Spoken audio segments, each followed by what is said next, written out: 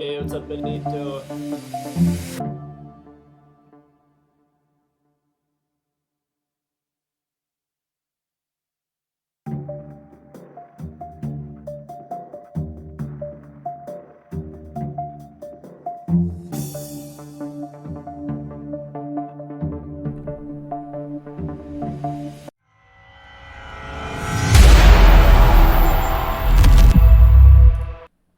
Alright guys, welcome to the Battle of the Backseat semi-final best of 5. I saw you snuck in here, Pwner of Souls. Welcome. We have a SANDSOFSLOTH versus GOUDAARK. And it's going to be an exciting match today. And let's get into it. I believe they have already started. So I will be looking at finding that game.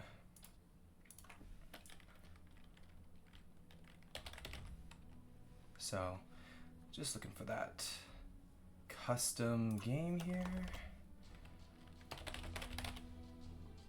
Battle of the back seat. Spectate. All right. We're gonna change screens here. In one moment. Oh, that's a very loud game that you guys aren't seeing yet. All right, here we go.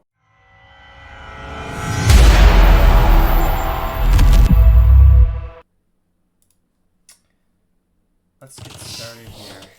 We're a little bit behind.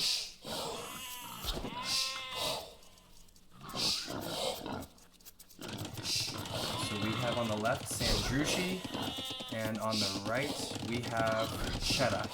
And just let me know, guys, if the volume is a little too loud, because it's pretty loud in my ears right now.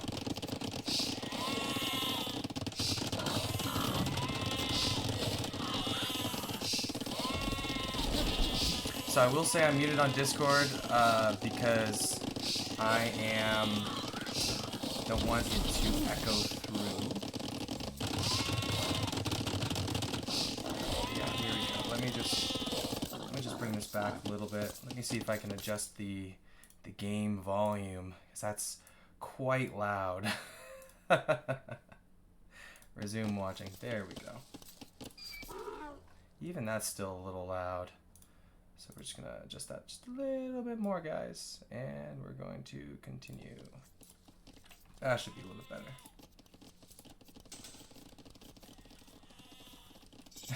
better. So we are in Feudal Age with Cheddar. Again, speeding through this because they are a little bit ahead of when we started here, but that's okay. We'll get through the Dark Age. It looks like Sandrushi here is kind of going for a little bit more of a boom. 26 vills up, looking to go straight to castle probably here. Also Cheddar is also straight to castle. All walled up, north, and the first cave, the second cave.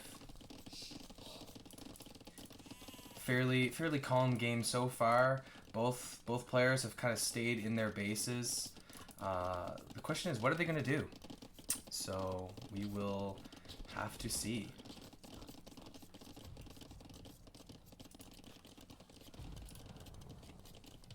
Now, Sandrushi's coming out with the scout, and so did Cheddar at pretty much the same time. So they're gonna probably run into each other here in a moment.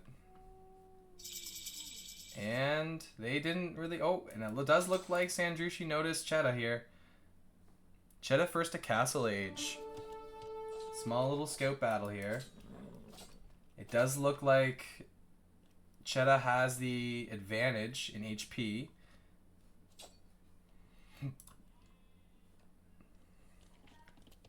The question is, what are these guys going to do? Both are equal eco. Both have the same number of military units, that being their scouts.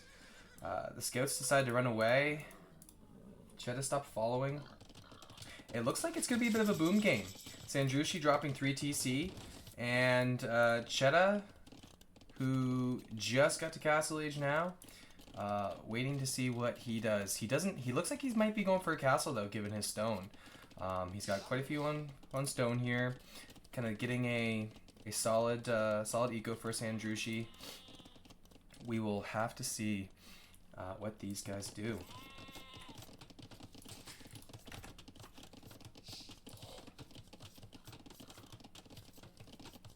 And thanks everyone for joining the stream here. Big thanks to Hypnos and Hermetica for hosting this tournament. This has been an exciting tournament, and again, this is the best of 5 for Sandrushi and Cheddar. And it does look like I have some. Let's see here, military economy.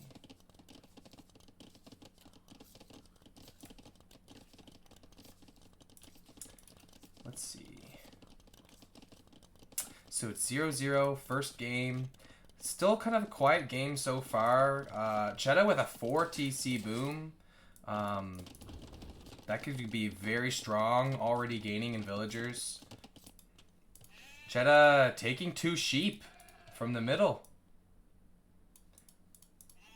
I actually didn't realize there was sheep in the bottom and probably in the top. Probably something good for the players to recognize here, that there's some sheep here and sheep here, and probably a little bit of sheep down somewhere. Probably these guys. It does look like Sandrushi is attacking the house here. Cheddar doesn't really care, it's just a scout.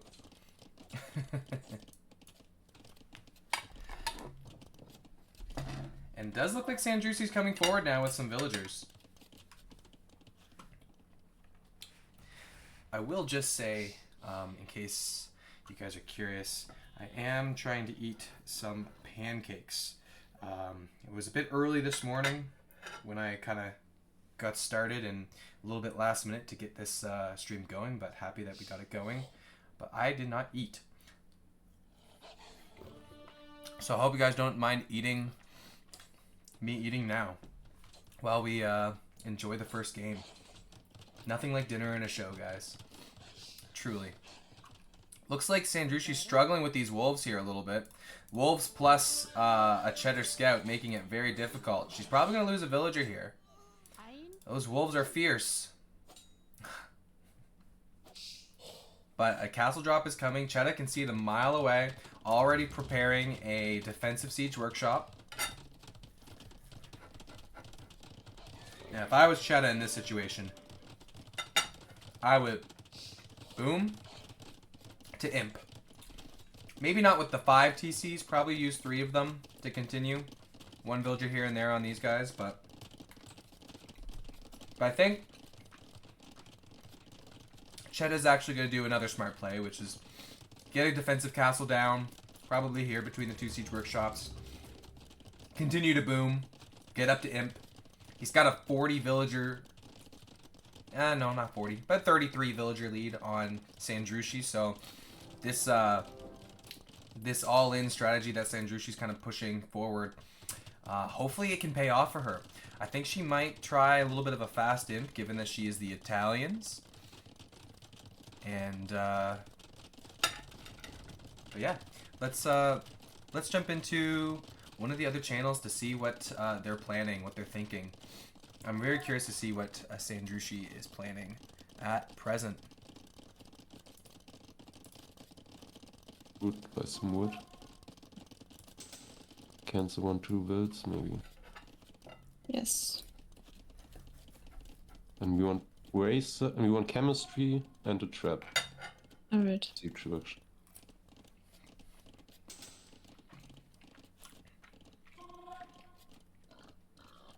We Chemistry. On our way One to trap. imp. Not yet. Maybe no. conscription, maybe just get conscription. And race as well as soon as we can.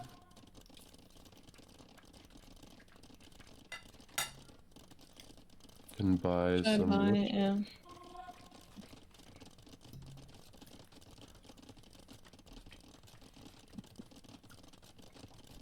They have a siege workshop here. That's fine. Can you check your university? Yes. As soon as that's finished, we want bombard cannons. Oh, we need a lot of Alright. gold. You can sell some food, buy some wood. Okay. Build more houses. Grab a woodline build. Start building houses in the back. First click, we're gonna. Okay, there it is. That's great. That's great. First click, we're gonna do cap ram. Q vills. Q some vills. All right. First click cap ram. Cancel some vills, and a trap.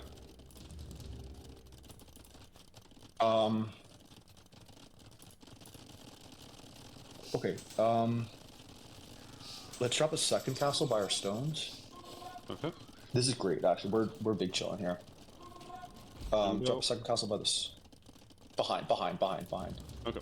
Yeah, behind somewhere.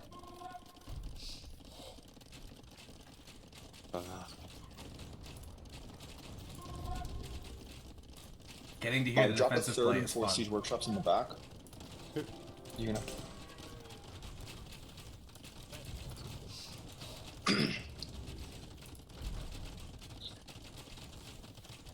Buy a little bit of food. Buy 100 food. Click siege ram in one of the newly created back siege workshops. Roger that. And make sure you click it on the back one. Yep. Great. Go to our castle. We're going to click drill. Well, okay. Yeah. Beautiful. All right. So it looks like the defense is going to be drill rams, drill siege ram from Cheddar to counter the Genoese crossbow and the bomber cannon and trebs. Not a bad strategy, I'm going to be honest with you, because the archers won't take out those rams, and one bomber cannon won't be enough. A mangonel will help a lot, but they're going to need a lot more than one mangonel.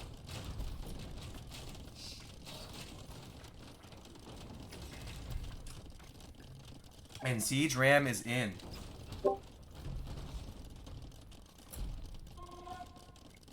What's up, Benito?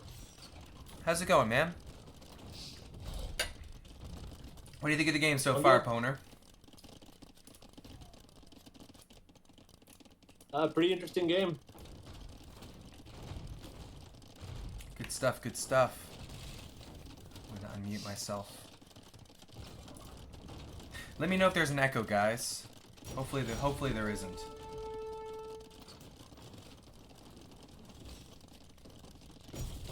That way you can hear me in real time, Pwner. Yeah, that's what I figured. I'll have to figure out this echo issue after this game.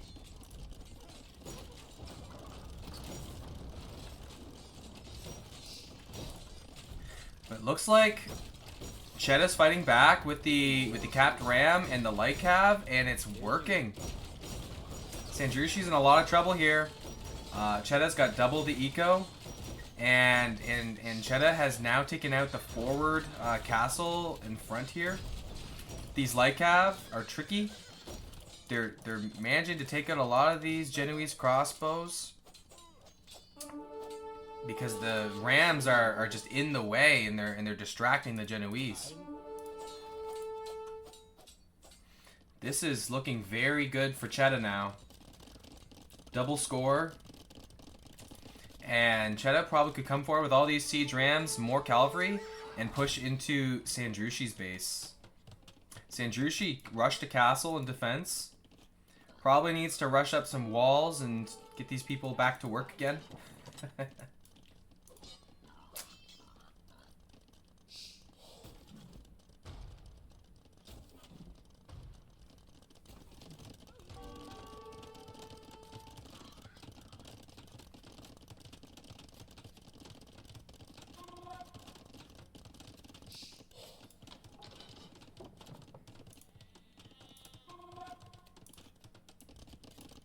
So far, though, it's looking pretty good for Chedda, I have to say. Look at all these rams. 10 siege drill rams. And Scorps! Not even going for cavalry, just going for Scorps. To counter these Genoese crossbow. Forward villagers, forward trebs. This is a full siege push. Full siege from Chedda. A lot of gold and a lot of wood. Let's see what they're saying now. Buy some food, get heavy plow. Okay, you have enough food. Heavy plow in the mill. Okay, go back with those.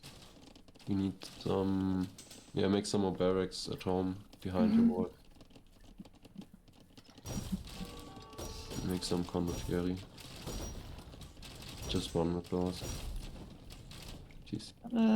Here. Yeah.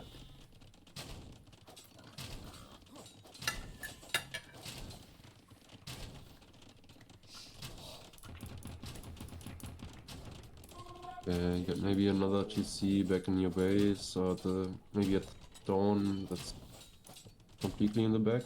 Yeah.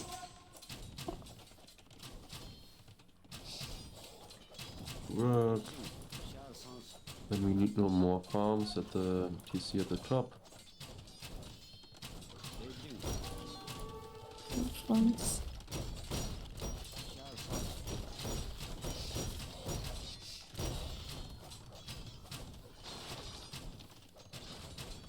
At least he's losing all the rams. Okay,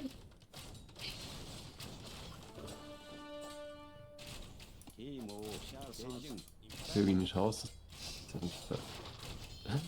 And the GC at the back. I think we didn't place it yet. Yes, sure.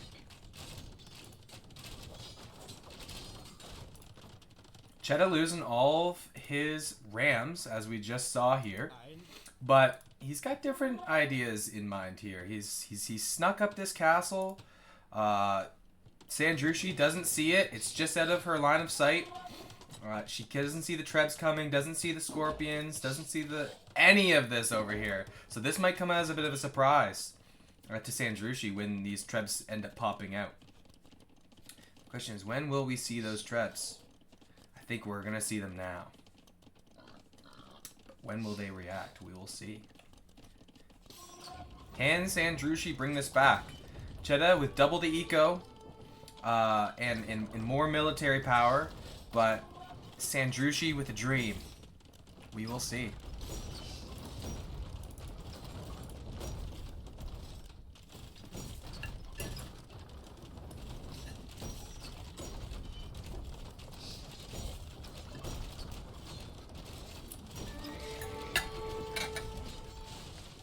Okay, I'm back. Let's see if this is any better. Let's see. It might be a setting in my stream settings here, Pwner.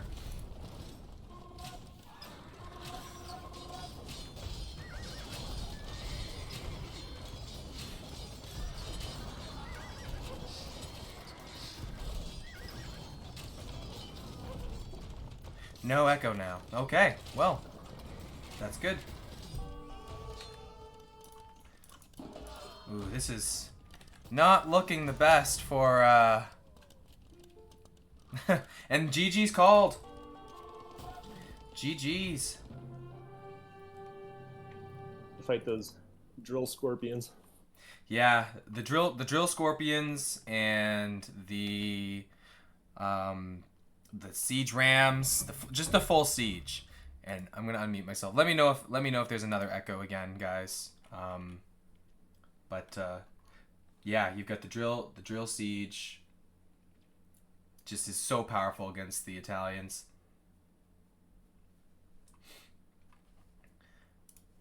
Yeah, this map is kind of tricky because it seems like it's difficult if you're the person that's originally doing the aggressive castle to kind of put the game away.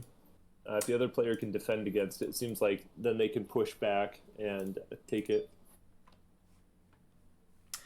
Yeah, I've been noticing on this map specifically, Caves, that, like you said, if the castle push doesn't get enough eco, like, and enough pressure, and they're able to defend, it's usually over for the early aggressive player on this map. So, but well played by both. I mean, I was really hopeful that Sandrushi could penetrate the Mongol base a little bit more, but I think they were just a little too late with getting the castle down.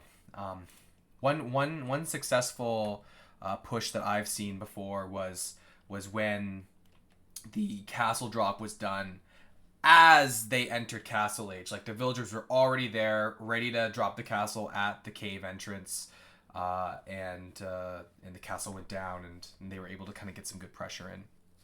So, but good game, guys. We'll see what happens in game 2. So this is the best of 5, game 1. So it is now, we have Sandrushi and Cheddar. It is now, 1 for Cheddar to Sandrushi. in this lovely best of 5. We will go back to our chatting screen here.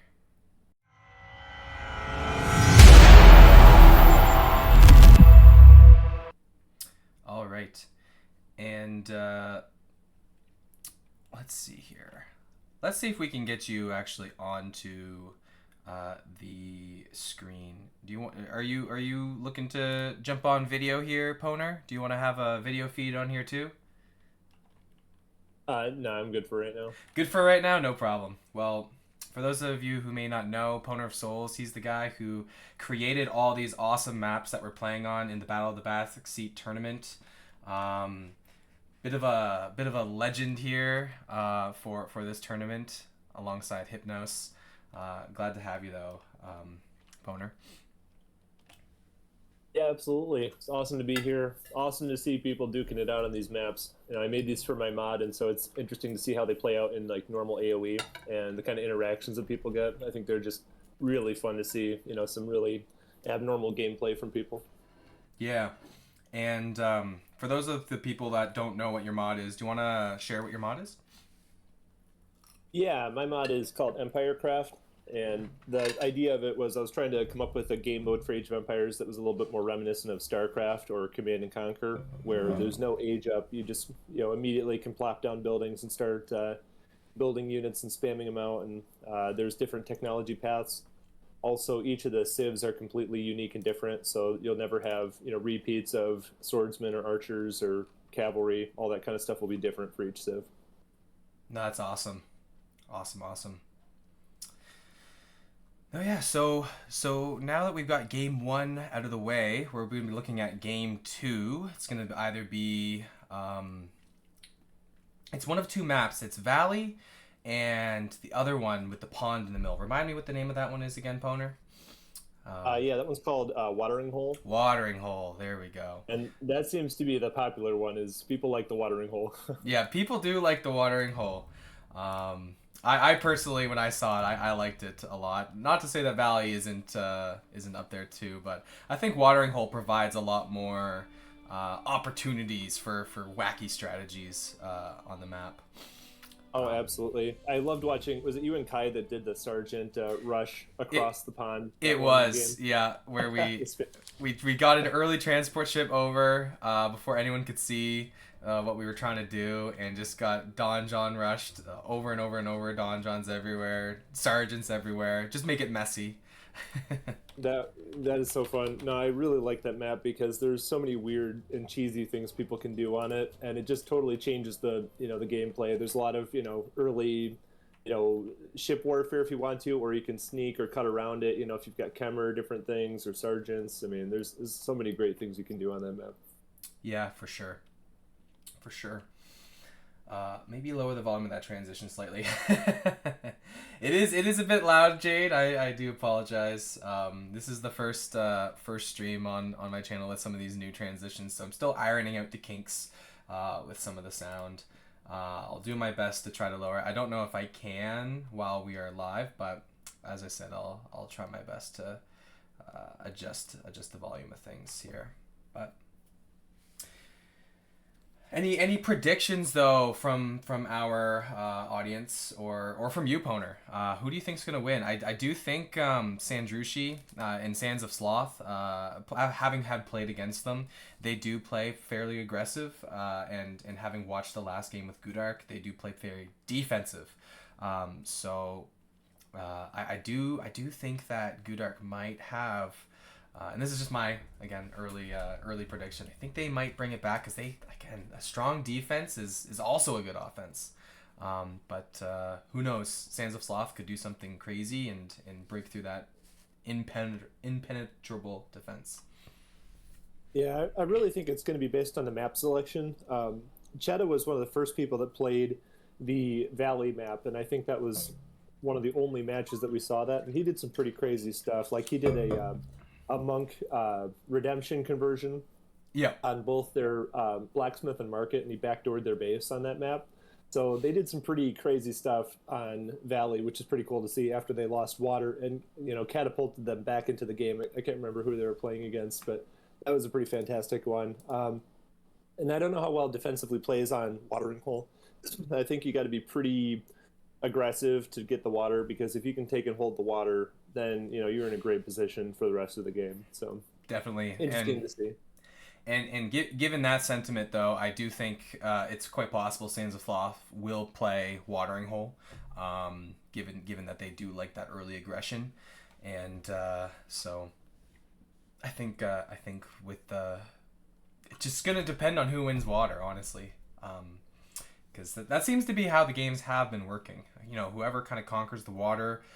Whether that be concrete and feudal or concrete and castle age, because we even saw in a game before that one of the players got up to castle age faster with the melee, and I do think that was Cheta, and he got to castle age with melee pretty quick and was able to kind of take back water after losing it in early feudal. So, and that was against the team with Olazaika, I think the team was called Olazaika.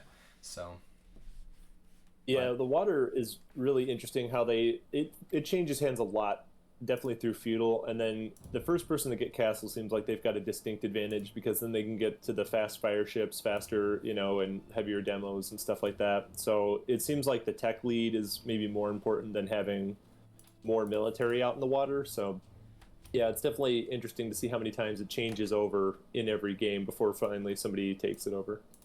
Yep, for sure. Still looking for the match to spectate. Trying to figure that out here now. Doesn't look like their match is up yet. So we'll give it another... Oh, it does look like it's up now, actually. So we're going to switch over to that in just a moment, guys. Just have to download the custom file.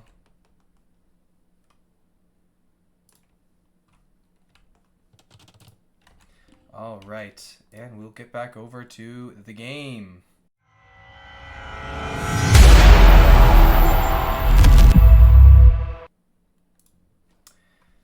And let's get started. It is the new match. It is Watering Hole. We have Sandrushi as the Portuguese against Cheta with the Malay. So again, Cheta with the Malay. We'll have to see if he does something similar to the game against Olazaika with Malay. Yeah, I definitely think that that's going to give him the tech lead that maybe he's looking for. Maybe he's recognizing that that's a good way to lock down the water. What do you think about the Portuguese pick from Sandroshi? Portuguese pick is quite interesting. I like it, honestly. I like the Portuguese. They have an insane long-term game, given that they can generate infinite resources if it gets to that point. Early game as well, they have a discount on all of their gold units, so their ships will be cheaper, gold-wise. So they could probably get a little bit of an advantage with the ships that way. Whether they can get up to castle faster than the Malay is going to have to be, seen. It all depends. The Malay obviously do have that age up advantage that Chet is going to definitely take advantage of, but we'll have to see how that goes, because if the feudal age play ends up with Cheta losing docks fully, then getting up to castle may not be as worthwhile. But again, we'll have to see. Yeah, absolutely. Do you think there's any opportunity for cheese for either of these players to try to take some advantage, like docking across or doing anything weird? I'm not sure. I mean, I knew Olazaika, they kind of had the strategy of docking across and placing a dock in place of the other player's dock. I haven't really seen that from any other team. Jade, there goes my ears again. 10% HP for Portuguese. Yeah, so that's another advantage for the Portuguese. Thanks, Jade. The ships as well, they're cheaper in gold and they have plus 10% HP. So they will be a little bit stronger than the Malay ships. But, so it sounds like the plan is to outmass them versus get the tech lead early on. I think so. I think if they outmass and if they can do it effectively, that it could be a good game for Sandrushi, but we'll have to see. But we do see Cheta is already building a dock first.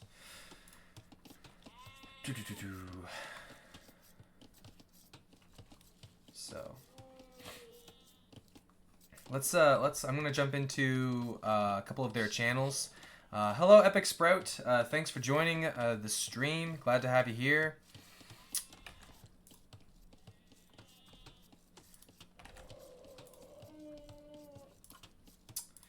All right, and Sandrew, she's getting a dog up. Yeah, so I'm gonna just jump into a couple other channels just to get a small taste of what they're potentially doing here this game. Just need to mute myself.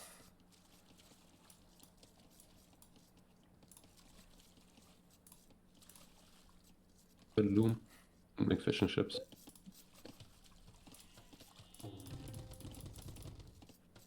Make a fish and chip or more. As many as we can. We don't not make it kind of late on that. Yeah. Or build a bit up. Sandrushi is blocking this entrance so that there's no sneak attacks. But we need the ball.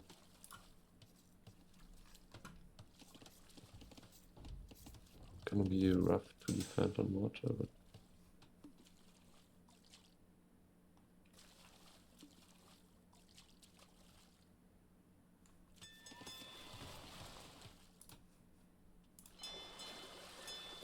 the world.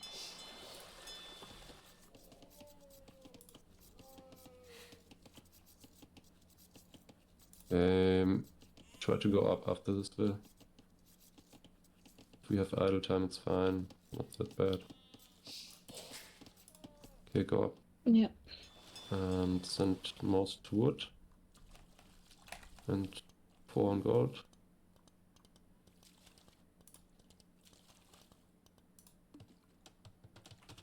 Let's get your dock bills. We're going to build the second dock now.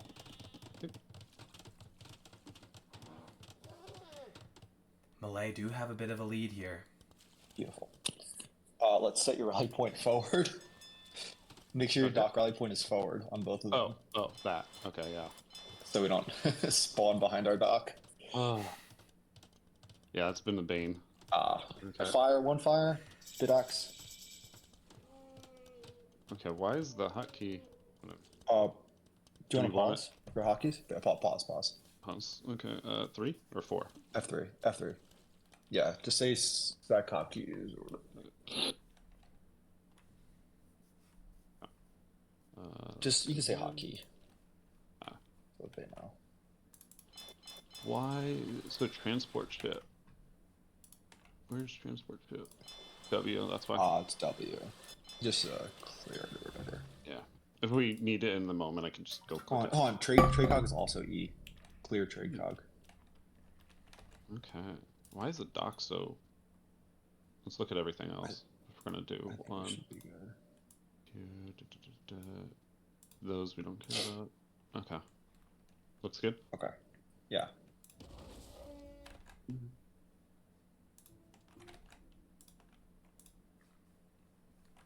Yeah. Let's go. Yes. Alright, get Bidax, Qville. Qvilles? Vills go under the TC. Yep. And just get the fires, make sure they're queued forward. Yep. Beautiful. We're gonna do it this. Yep, more fires. Oh, right. So they are getting fires in. They are got the 2 docks. Sounds like they were saying, where's the transport ship hockey? Not sure the relevance of the transport ship given that they're going fires this early already, but... And Sandrushi makes it to Feudal Age, but Chetta's team did make it to Feudal Age first.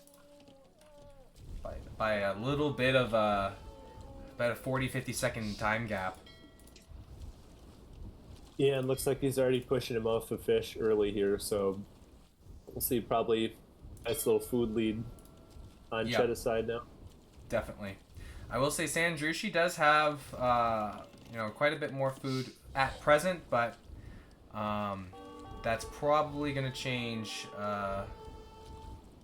given, like you said, the fishing ships that Red has active. And Sandrushi's putting a tower down for defense. I like that.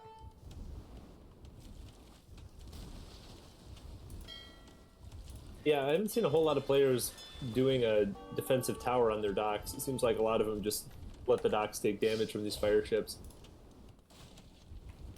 Definitely, definitely. High stakes matches these, says Epic Sprout. Yes, these are high stakes. The highest of all of stakes. Demo rafts and fire ships. The demo raft killed the fishing ship. Don't know if that was worth it though. We'll see.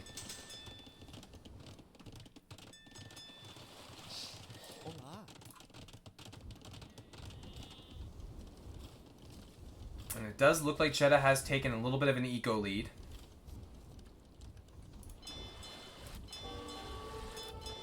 And Sandrushi is also making demo rafts.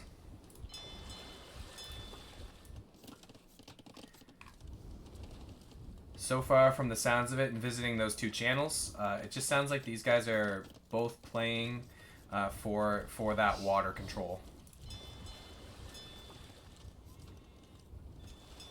Man, it's a shame if this tower would have been centered just a little bit more on that bridge. I think it would have been able to hit these ships. But at the same time as well, if they get fletching, the tower will be able to range after fletching too.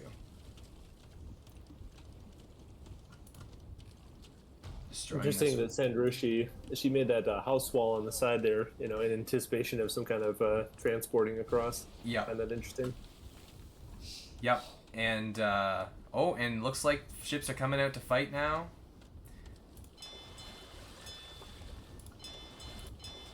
It also looks like Cheddar is also doing the same thing, massing inside the dock, not letting them know what he has.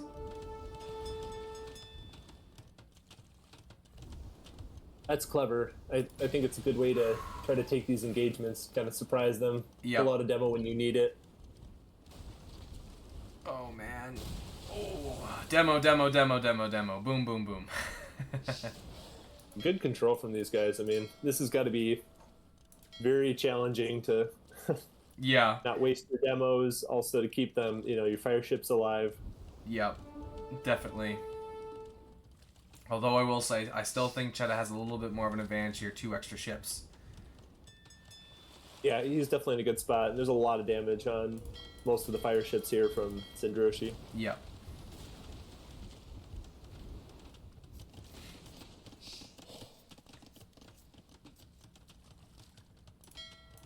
Repairing the ships that she can. I think Cheddar is like I said, he's pretty close to going up to Castle Age. Buying his food. No, yep, buying the food, yep, using the market. About 150 food away. I think Cheddar makes it to Castle first. Not even just from being the Malay, but just eco-wise. Malay are tough on this map. I'm surprised that the ban wasn't for the Malay, given the performance of Cheddar in the last game. But What did they end up banding on this one? let me just double check to see if I can, if there's a chat log of their ban. I don't believe there is that I can see. Oh, okay. Unless it's under the main chat.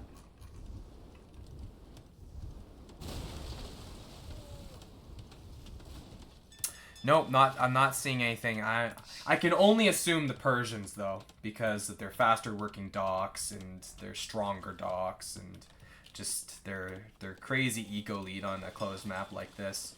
Oh, Sandrushi, Yeah. you gotta make these people work. They're all lazy. There we go. Get those farmers back to the farm. Wow, that's a lot Cheddar- of idle time. It is a lot of idle time. And Cheddar makes it to Castle. And Sandrushi still hasn't clicked up yet. It's looking a little rough for Sandrushi. I think Cheddar's got a very strong base already. I think he's done pretty good with the water micro too, which, you know, him being in such a lead with the fire ships now and then also having Castle is going to be tough to unseat. Yep, definitely. He's now going to have Fire Ship. so it won't even matter how many war or demo rafts that Sandrushi produces. I think this many fire ships is going to kind of ignore the impact of them. They can tank. They can tank quite a bit.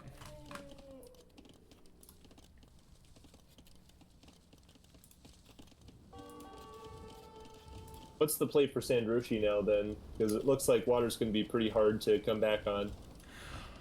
At this point, and I know Sandrushi likes to play that aggressive game, I think Sandrushi needs to try to focus on eco. She's kind of because if you look at the eco score, it's very close.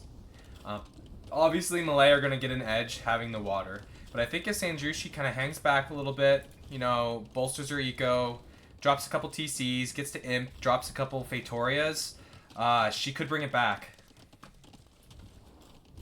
And kind of play that long game. And I think she is looking to try to maybe play that long game, try to get some stone walls up in the little alleyway here on the water. Re-defending the palisade house wall through that little crack.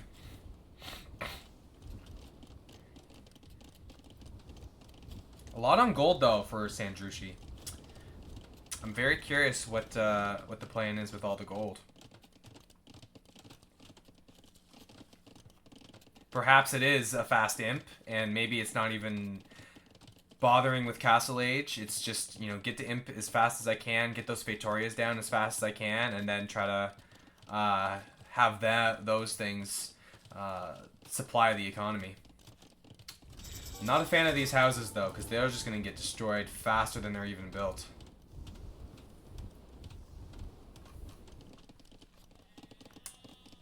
I'm going to hop into the channel though, just to see what they have planned.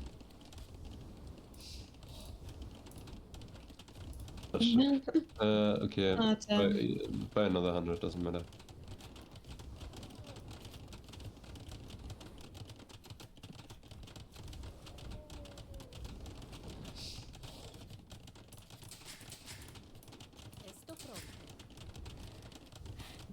You have stone now to wall the rest. Alright. Delete that stuff. Make a full Yep. stone wall. So now we know why they weren't stone walling. They didn't have enough.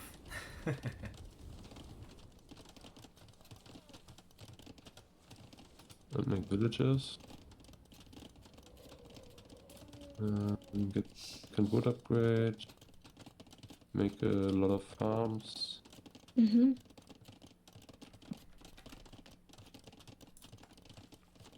Off to the other team. So, Should we get in a house on a wall? Nice. They're doing really good.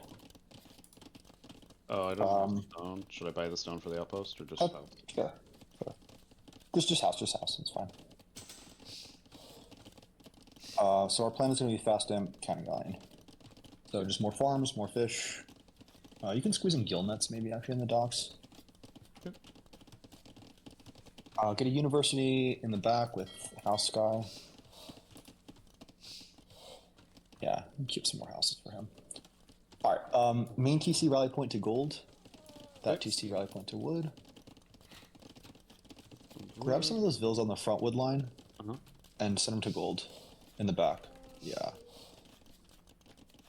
Sure. Alright. Yeah.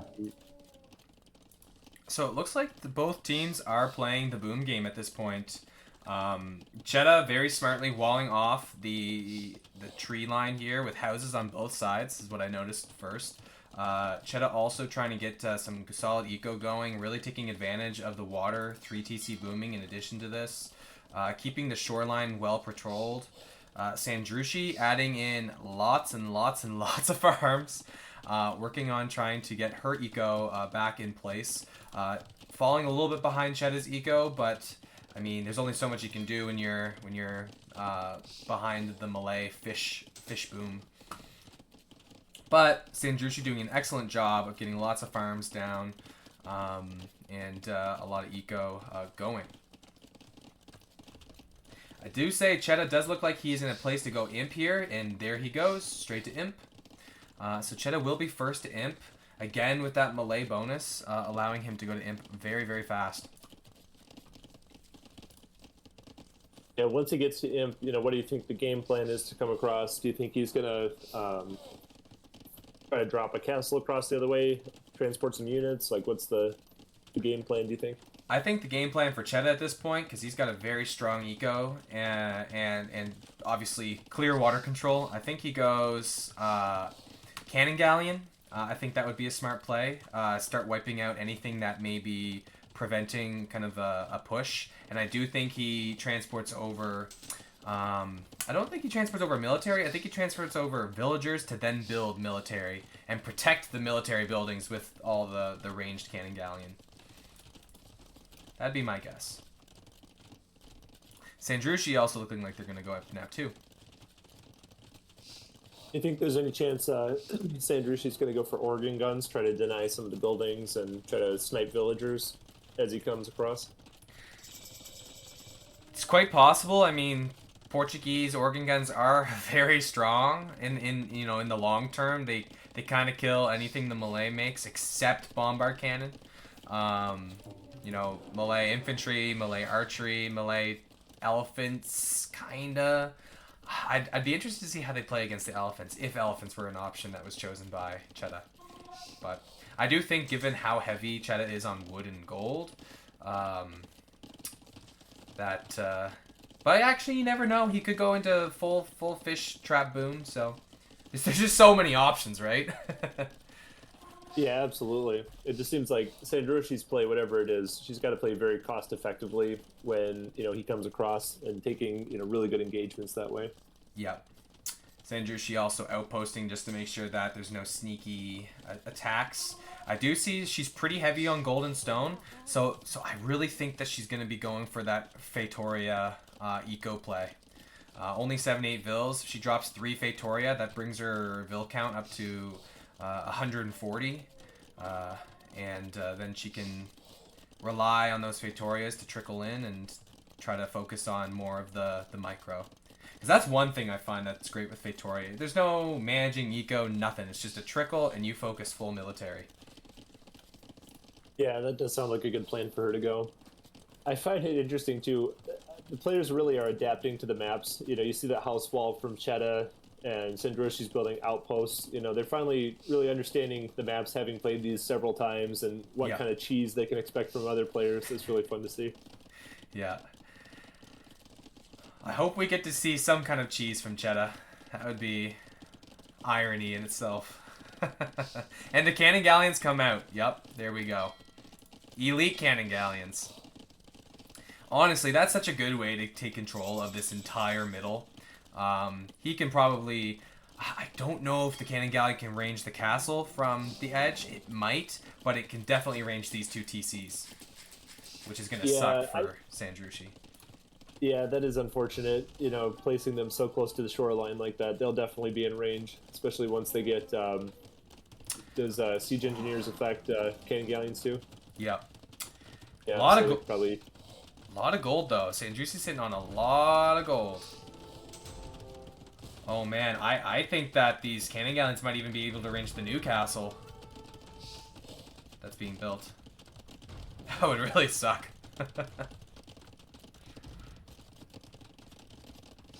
Oh, and Sandrushi looks like she's going to cut. Siege Workshop on the left. Nice. I mean, all of his military is tied up into the pond there, so she can cut to the side, try to distract, and at least take some of his attention away from the middle. That'd probably help. Definitely. I will say, Cheddar is he's probably feeling pretty okay right now. He's like, you know what? I've got all this control. I've got all this vision. I don't know if the castle... I think the castle actually might be a little too far. We'll see. Yeah, I think it's like just out of range. Yep.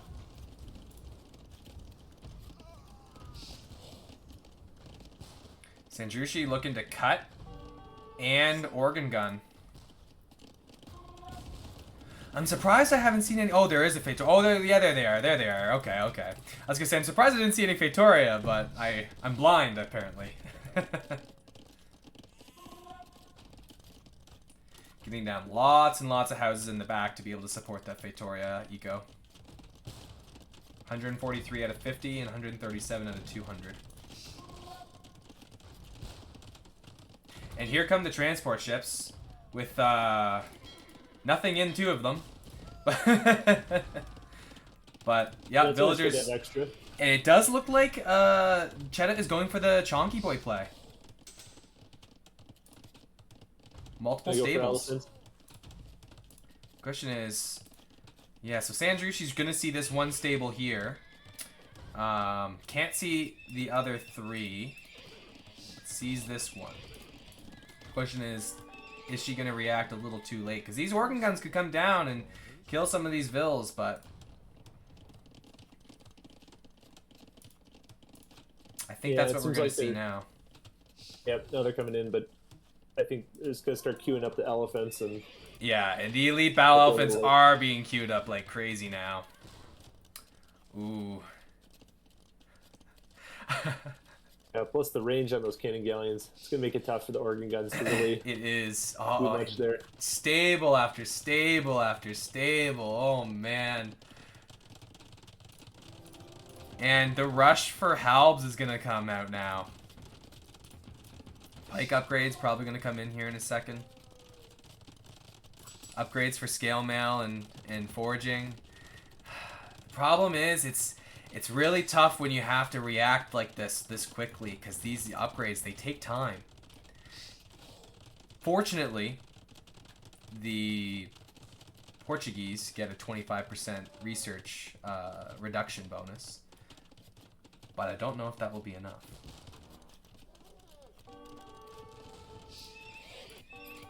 Yeah, it's already gonna be kind of hard. Go ahead. That's a lot. There's a lot of stables there. Yeah, there's a lot of stables. There's 7 stable. Elephants are already out. And I know that the Malay elephants don't have like any armor. They get 1 armor. But the fact that they have 300 HP more than makes up for it. It more than makes up for it.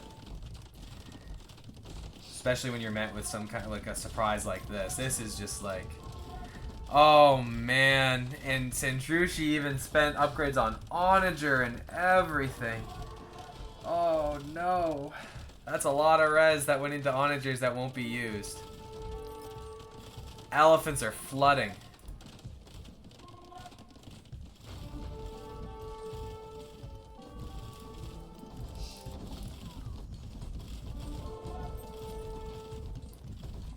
It's pandemonium. Sandrushi's down to 12 military to 44.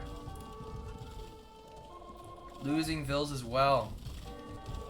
If she can stabilize, she may still have a chance. But I don't know. This flood is it's non-stop. Well, it was non-stop. Cheddah's got to queue up some more. He's beaten some of them back, but they're all over the base here. Looks like they're gonna grab her TC.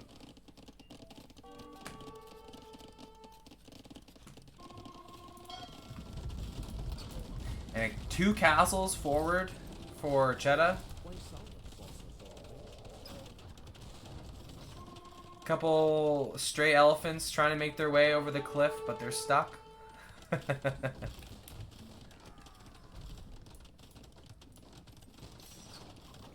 Hey Bira, sorry I meant to say hi earlier. So we now have, in case anyone's curious, we have 2 different streams going on. We have a stream for the first bracket going on right now. And that is going on the Hermetica AoE channel. And then we have the losers bracket best of 5 right here on the go.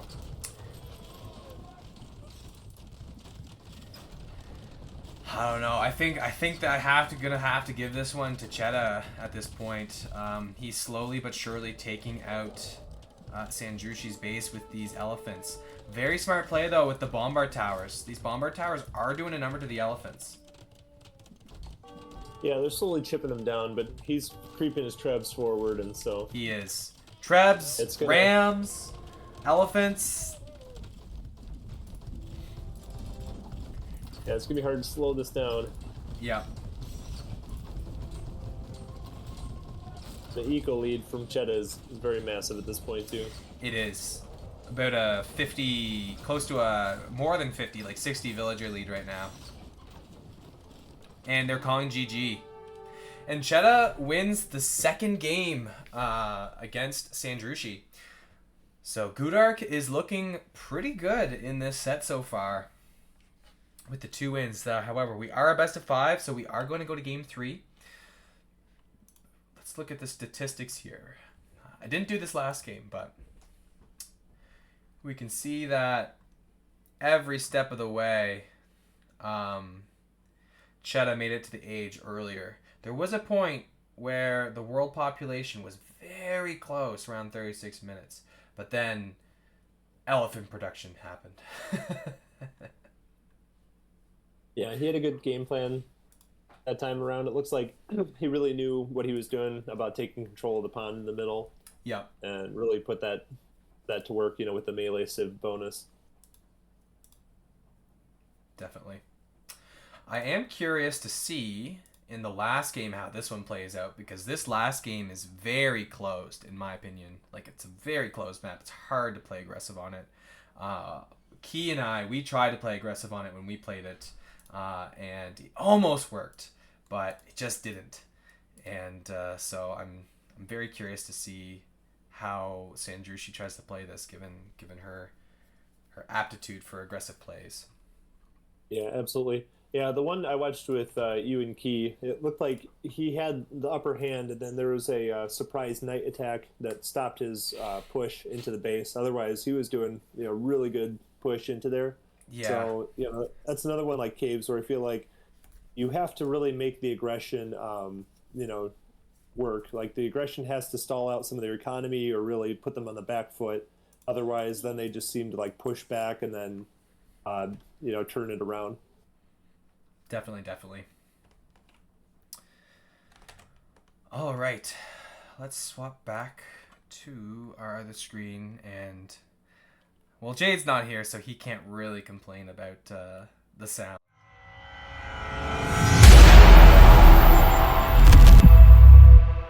And there we go. So, last game is... And again, apologies, Pwner. What is the last map called again? This last map is called Jungle Fortress. Jungle Fortress. And as we know, it is a fortress in the jungle. Very much so. Yes, it is appropriately named. No, but map, it's basically... It reminds me of Arena, but it's like Arena inside of Black Forest is what it makes me think of. Because you start with your walls, you don't get any towers or anything. I will say the one thing that when Key and I were playing it that threw me off a little bit was the number of sheep. That really impacts a lot when you're trying to go fast castle.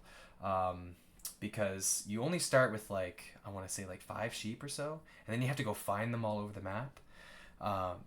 And that extra 300 food that you're missing really does impact a lot here. I'm a little blurry. Let me just fix this for a sec. Yeah, this was my first attempt at making an arena-style map. This one I made specifically for this tournament, so it wasn't a part of the EmpireCraft set of maps, because I usually don't start with walls.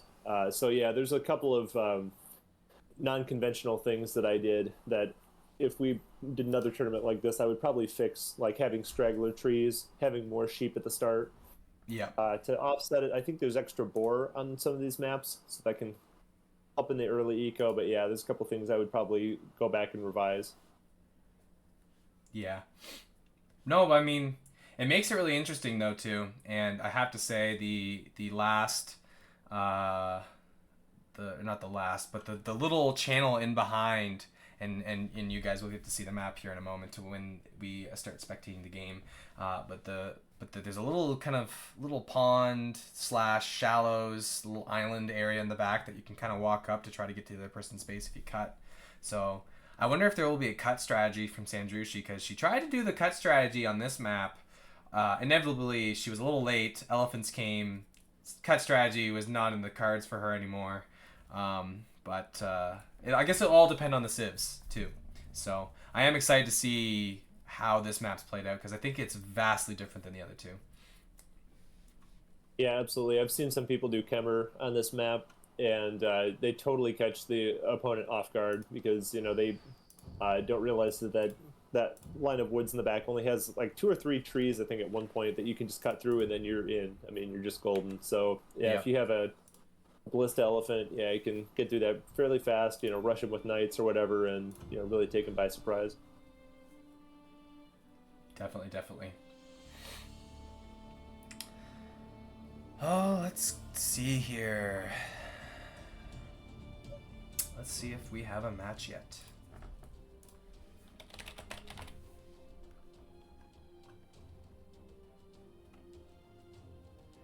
We do battle of the back seat.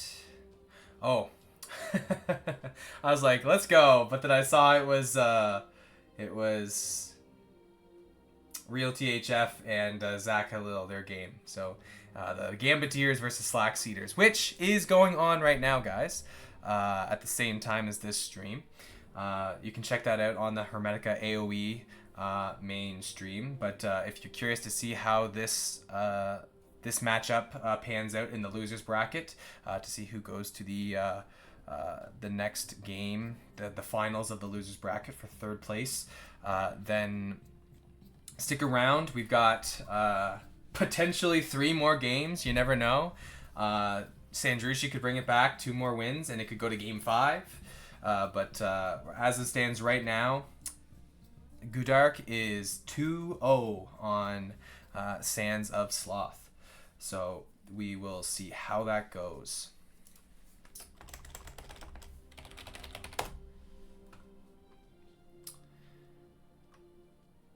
And so far, we don't have a match yet, but that's okay. We'll just keep on hanging out here. Yeah, I'm interested to see if Sands of Sloth takes this next map. We might go on to the 4th map in the series, which I believe is the 2 Hills. Yes. And that's one that I don't think we've seen yet, which I'm kind of excited to see people play on. That's one of my most favorite maps from Empire Craft, because you start so close to your opponent, but there's no direct way to them. So right. Makes for some interesting stuff, but you're basically like in treb range from your cliff to their base. So love to see some crazy stuff on that. Yeah, no, I'm excited to see that map too. Hopefully we get to see it, but and if not, maybe we'll get to see it in the other stream that's ongoing right now. But what's the 5th map, Pwner? The 5th map is called Land Bridge. And it's like I'm trying to remember the specific map from Age of Mythology, but it's basically like you have one thing of land in the middle, and then on both sides you have 2 big lakes with a lot of fish in it. Kind of like taking the right and left side, like in big strips. So you're kind of open, so there's no walls. The base has got a couple different ways that you can get into it. You can wall off in a couple spots, but the big play there is like you have 2 different lakes, and so you have to make a choice, do I go for my lake? They've got their own side with a lake on it. So, yeah, could be some interesting stuff there. It's very open, so imagine players could do more normal strats, if they're accustomed to doing scouts or archers. Right. You are a bit further away still from your opponent, but I think you could probably make some of those strategies work a little bit better on that one. For sure. Well, without further ado, we have the next match that is being played right now. So I'm just going to switch on over to that game, and we'll be there in one moment, guys.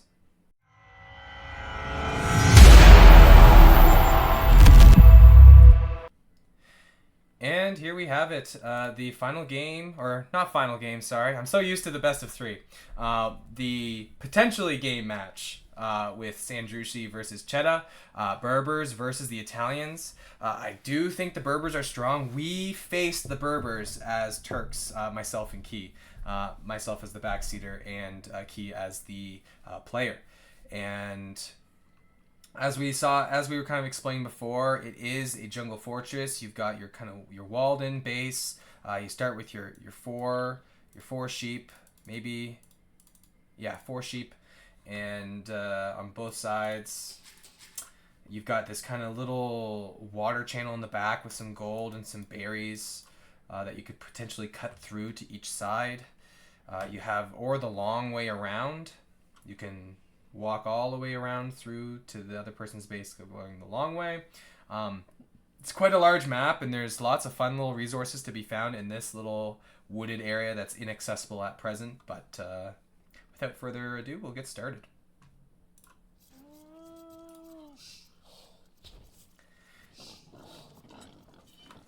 Yeah, fun story about all the resources and back there.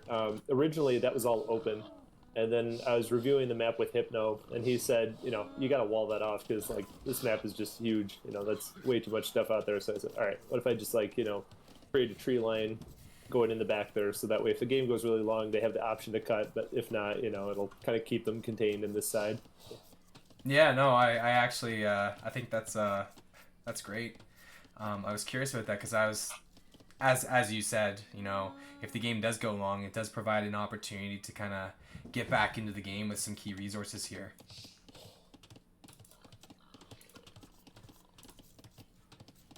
So far, it's pretty even. Nothing crazy going on. Sandrushi versus Cheddar, 14-14, 1-1. Bringing in a boar from outside. I love that, have to say. With this, that was close. But very, very well played by Cheddar there, bringing that villager in. He almost died. That's a third boar, because there's a boar here, second boar there, third boar here. That was very, very clever play by Cheddar. I bet you they practiced this. It definitely looked practiced, taking advantage of that third boar. I think that's how you can get away with not having as many sheep. Push these deer in, bring this boar in. Lots of options to get more food. I might hop over absolutely. Oh, go ahead. Sorry. That's it. Well, I'm going to hop over to the other channels, see what they're saying, see if we can get a little insight into their strategies for the game. We're going to have to see. 1 second, guys.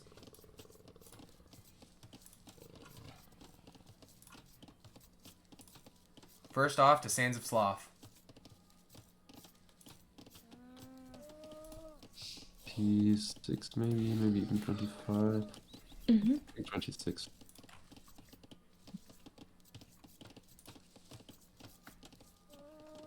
Or maybe even 25. Alright. Oh, we made double lumber camp. Let's go 26. Alright, then I need one more house.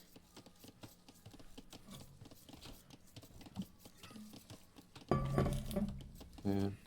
2 on gold. The last 2 go on gold.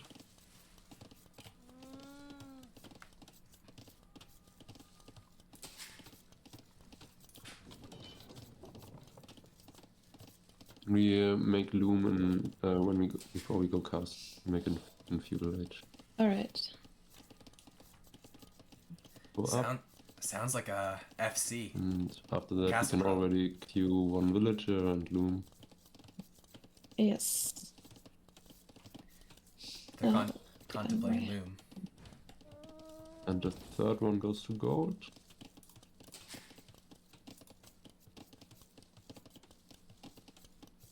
Yeah, we need some farms.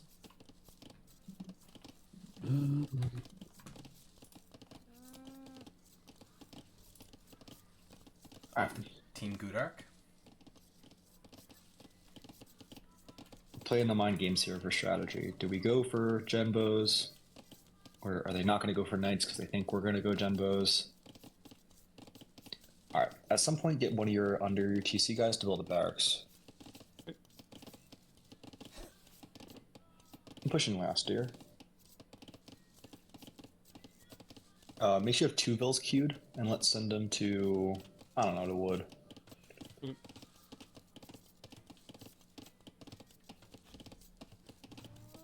So we're gonna go stable market. Stable market. Okay. Oh, well, that was a... All right, get your guy going forward. Maybe we can catch their scout out if we're up quicker. You're gonna build a stable with 2 vills and the market with 2 vills. Okay. Oh, come back.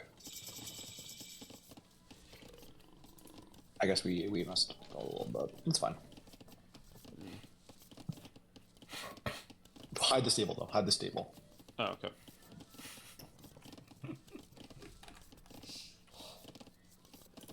Oh, you. All right, and I'm back. So a couple of interesting things. So it does look like Sandrushi's going for kind of a castle play, whether that's inside the base or forward. We'll have to see. Cheddar trying to think about how they can potentially play this, thinking of all the mind games, thinking of all the possibilities, doing a little bit more of a defensive play with a stable in a market instead of a blacksmith in a market, potentially making some scouts to intercept some vills perhaps. We'll have to see, because the Italians do get a discount on their age up to castle, so they'll have a little extra food. But we'll have to see what they do. Yeah, absolutely. I love listening to their chat about the mind games. You know, it's like kind of the game within the game is, you know, trying to, you know, show them what you're doing, kind of like forecast, like, hey, you know, we're doing this thing, but maybe we're not, you know. I find that very fascinating. Yeah. And I have to say, mind games are half the game itself. I mean, you can micro, but then there's the mind games. And I have to say, the way I like to play, because my APM is, I'd say my APM's average. In the 1v1s, it's around 50. I guess I'm technically above average, but for my elo, it's low. I'm at about 1850 1v1, and I peaked at 1900, and my APM comparatively to other players in that range is low. But I find I really like to play the mind games, and that's where my strength lies. I like to fake out. I place buildings in certain places to make them think certain things. You know, do off-meta strategies. Like it's a really fun way to play. But no, this was a great play by Cheddar, getting these scouts out to intercept these villagers. If played right, if he gets more and more and more out, he could actually deny a castle here. It's very, very good that they've got loom on these vills, but 4 scouts versus, you know, 10 vills that's gonna be a tough fight. There's probably another scout coming out. Yeah, 5 scouts. So. Yeah, absolutely. And those, you know, those villagers aren't working right now, so that's probably also getting him a little bit of eco advantage if he can, you know, deny this too. Yeah. If I was Sandrushi, I would try to place that castle now. It's too late. I'd try to get a castle down now, and I would try to just like wall it off if you can. Oh man, this is gonna be tough. This is so hard to see. Oh man, this is so hard to see. What is gonna happen here? Oh, there's knights coming now. No. Oh no, no. that's gonna be tough. Oh no, there's knights coming.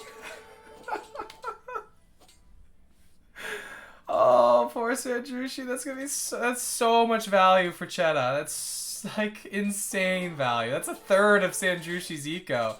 Try to wall these people in if you can. Oh no, there's a castle now.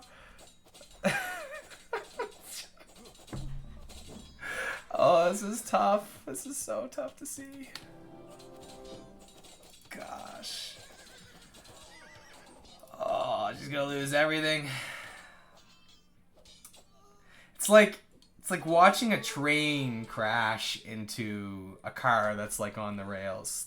Like even though like the signs go like ding ding ding ding ding ding, like you know what I mean? Just get off the tracks. Run away. And that's it. That's it, guys. GG. Wow. Wow. And you know what? It's a shame because that is a GG moment. You're down by like half your population in, 10 minutes, 15 minutes into the game. That's tough. That was... that's just such a he thought, he called that play perfectly. Like, they're going to come across with the Bills, so what are we going to do? We're going to have the scouts. Like, and that's, just they had such good map knowledge, such good, like, opponent knowledge to come up with a play like that. Yeah. No, that was certainly a high IQ play. If I ever did see one. Like, getting this guy, like scouts, manageable. But as soon as the Knights came in, that's when it was done. Because, like, you can vilify it against scouts, but you can't vilify it against Knights. And she just lost so much of her eco at this point that despite her resources, she's gonna be playing catch up all game. And it's so difficult to try to play catch up in this kind of a tournament, especially against players who are being backed by very good players. But well played all in this match. It was great performance by both teams. Again, a little quicker than that last game than I think either of us, anyone could have potentially anticipated.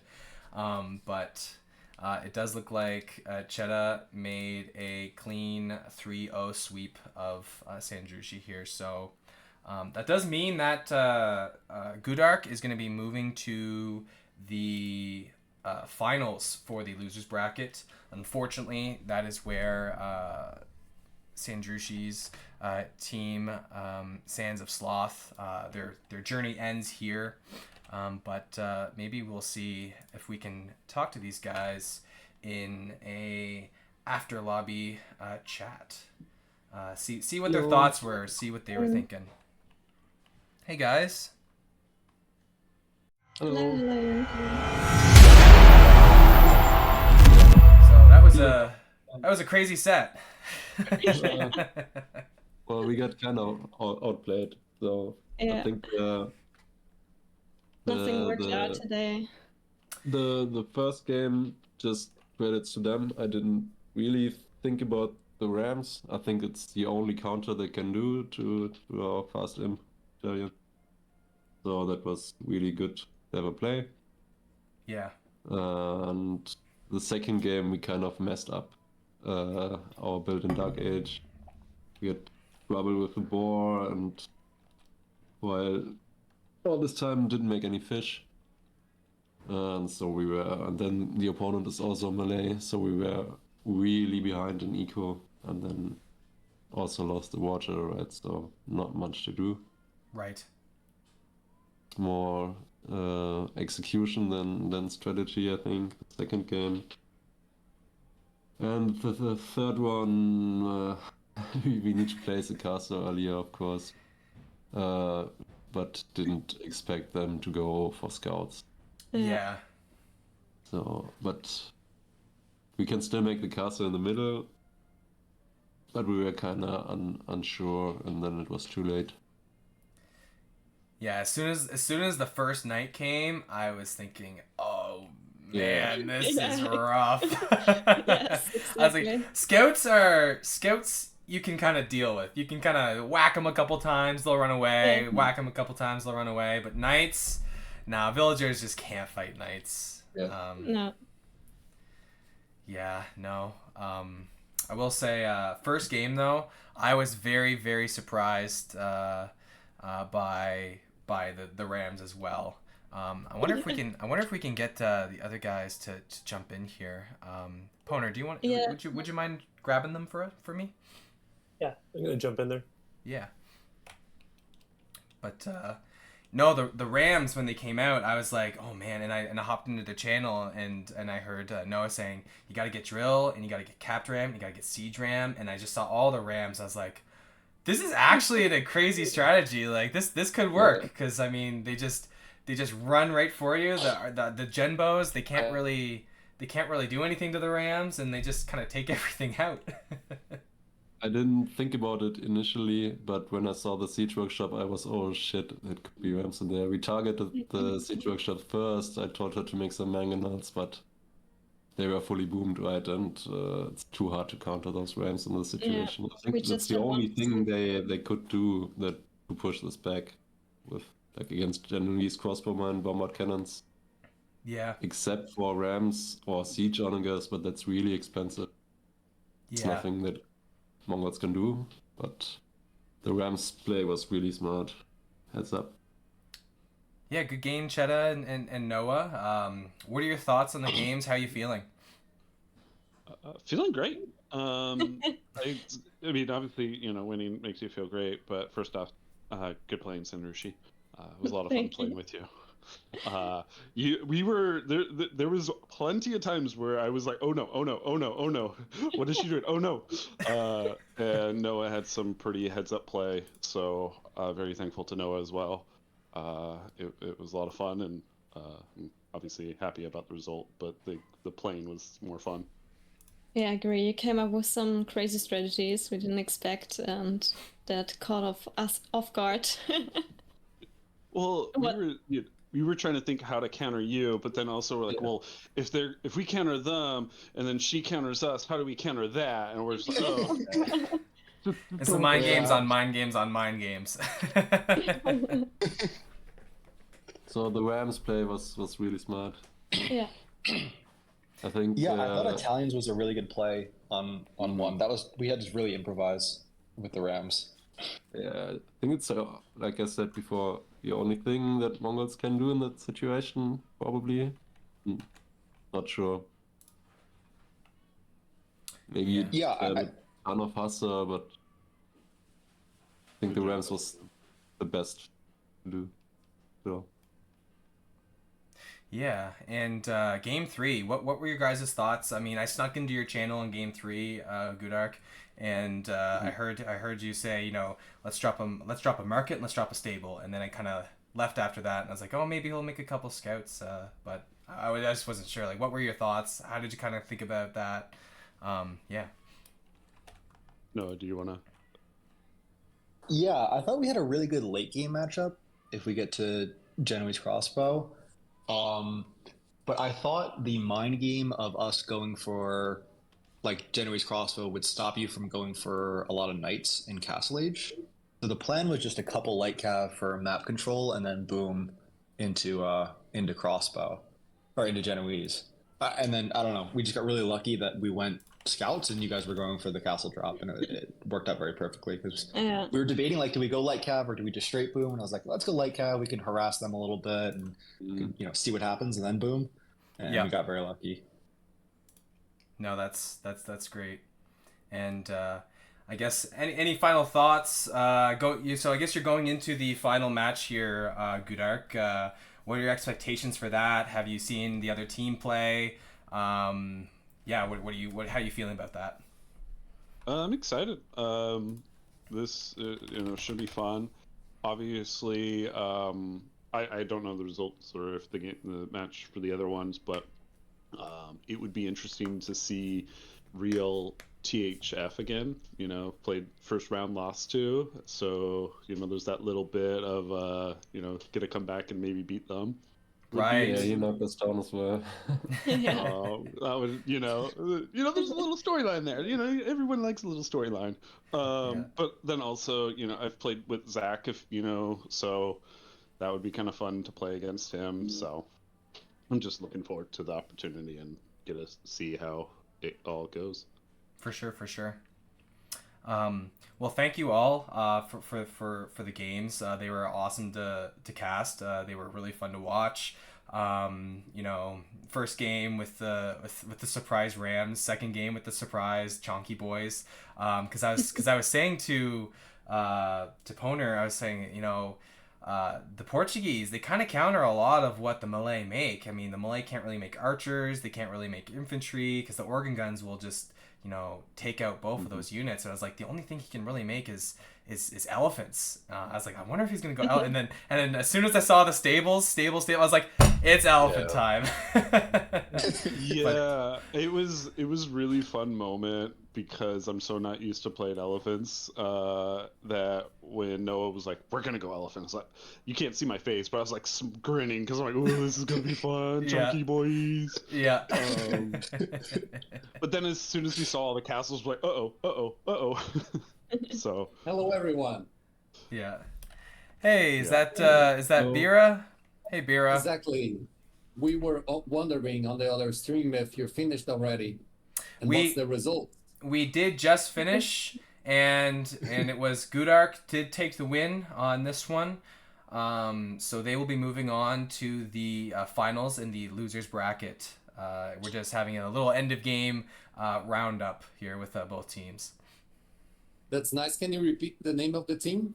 Yeah, so we had SANDSOFSLOTH with Sandrushi and Faultier 321 against GOUDAARK, which was Cheta 2208 and Noah. So GOUDAARK did take the win in this set, best of 5.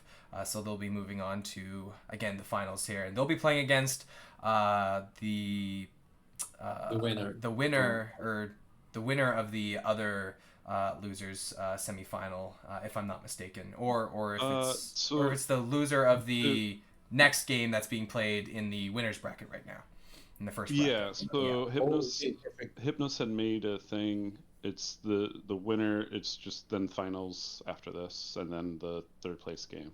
Gotcha. Yes. Gotcha. Yeah. So it will be whoever loses the semifinal in the first bracket, you guys will be playing against, and then you'll be playing for third in that case there. Great. Okay, guys. Thank you for the info. I'm going back to the live TV channel. See ya. No problem, Bira. Thanks again. And congratulations to the winners, and to the losers, you can try next time. But great game too. Thank you. Thank Bye-bye. you. Yeah. Thanks. We can do better next time. Right. Yeah. I mean, you all definitely, there was points where we're like, oh no. So I know Like, that the match result. Game 2 was a gift basically because we messed up a boar lure and it took really long time to fix that, like almost lost the villager, and then I saw, God, we have like 200 wood, we didn't make a single fishing ship yet, and also against Malay, so no chance to win the water. Yeah. Yeah. And on that map the water is kind of everything. Malay are So, tough on yeah. that map. I mean, I've seen a couple of Malay games, and the Malay have just been a very strong pick. I'm curious, what was your guys' ban on that map? Was it Persians or? I was thinking between Persians, Dravidians, and Malay, and we ended up banning Persians and Dravidians, Yes. and they picked Malay.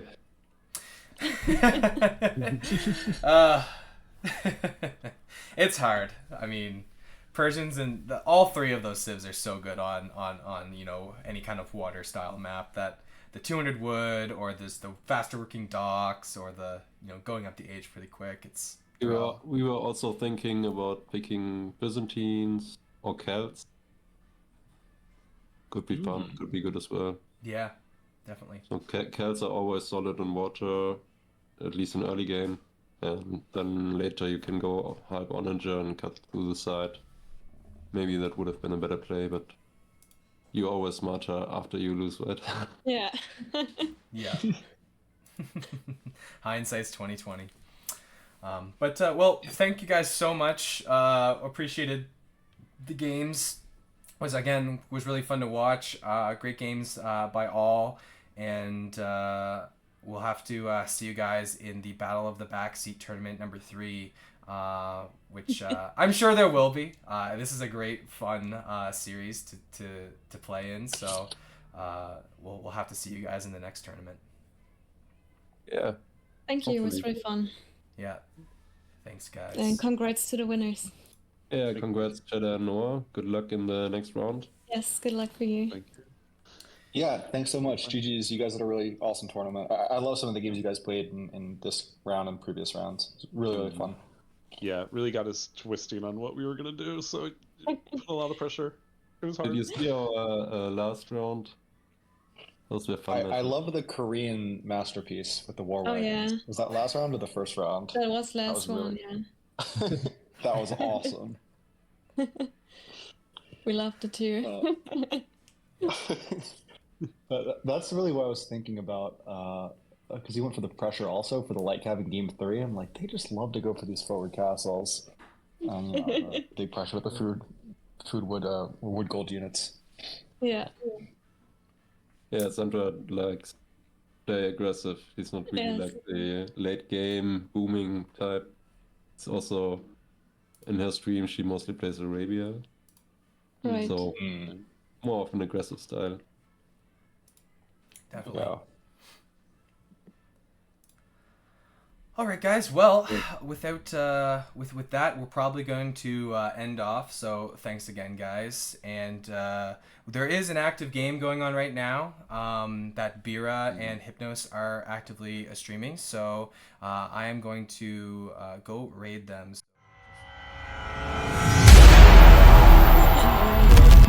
Thank you you so all. much. Have a great weekend.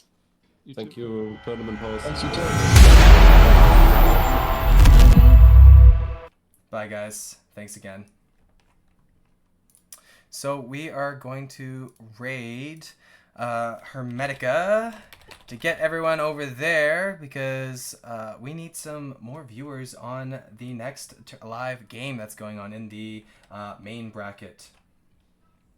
So just going to raid them here in a moment. Before we raid them, I will say thanks again, everyone, for watching. Appreciate it. Thank you again for all the new followers on the channel. I'm still working out the kinks, so you didn't come up on the screen when you followed, but just know that I know you followed and I appreciate you. Thanks again, Pwner of Souls. You've been awesome to co-cast with over audio. Again, thanks to Hermetica for this tournament, and we will be raiding Hermetica in just a moment. And any final words, Pwner? No, it's just been really fun co-casting with you. I don't often do the casting thing. I'm more of a modder and a map maker, so this has been kind of fun and a different thing for me. So really enjoyed it, and yeah, really enjoy casting these games. It's been great. All right, sounds great. Thanks again, Pwner, and see you guys next time.